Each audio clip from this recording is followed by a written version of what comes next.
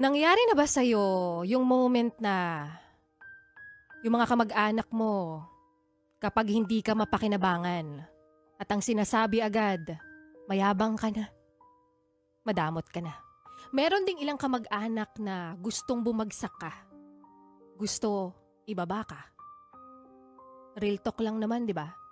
Na mas nakukuha mo pa yung suporta sa mga taong hindi mo kilala. Teka, heto pa. Dumating na rin ba sa punto ng buhay mo na nung sila yung nangangailangan, wala silang narinig sa'yo? Pero nung minsan na humingi ka ng tulong sa kanila at binigyan kanila ng tulong, napakarami nilang nasasabi sa'yo. At kapag pinili mo naman maging masaya, gusto mo ng buhay na mapayapa, nagpakalayo-layo ka, nag-focus ka sa sarili mo. Kapag ginawa mong i-disconnect yung sarili mo sa kanila, susumbatan ka, nagmamataas ka na naman.